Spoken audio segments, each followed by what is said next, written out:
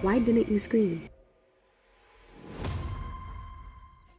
I speak to you from inside Jazz's soul, that quiet echo, that part of her that feels before she thinks. Let me tell you about a story. Let me take you back all the way to the beginning, the kind that starts when the ground starts to crack underneath your bare feet. She never screamed, not once. Babysat by a monster. You ever look at a 3-year-old and think she doesn't know what's happening? She knew. She just didn't know it wasn't okay. They say we don't remember being 3, yet some memories don't wait for permission. They come roaring in pieces, blood-stained echoes that refuse to fade, each whisper a scream, each silence a blade. I want to tell you about a girl, not just any girl. She was the one who sat quiet in the corner, the one who smiled too hard when somebody asked if she was okay. She was good at pretending, a little too good. This story is not for the faint-hearted.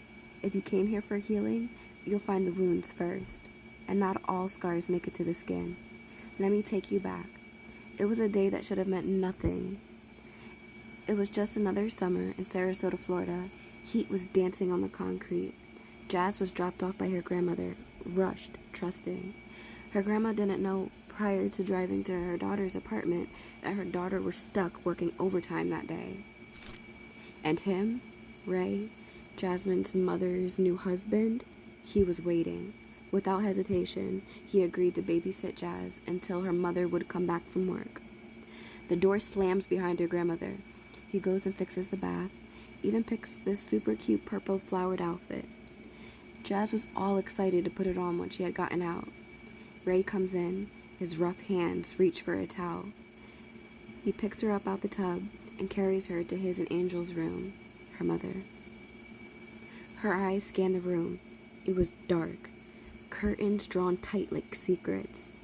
He told her stories about love, said this is what people do when they love each other, followed by, and I love you. But he wasn't talking about love. He was scripting her nightmare. A little girl wrapped in a white towel, feet barely touching the floor. Ray had sat her down on a chair that was in front of an old-fashioned box computer screen. There on the screen were a naked woman. He then turned towards Jazz, picked her up, and carried her to his bed. She didn't understand, but soon she would. Innocence torn like paper. Then when her tiny mouth couldn't obey, his hand came down like thunder and left a dark storm behind on her skin. Unable to sit, she cried, but not too loud. He covered her mouth to quiet her cry. She learned that day that monsters didn't live under beds. They lived in daylight. They wear familiar faces. They call you princess. The memory skips, buzzes, fades. She was told different stories as she grew.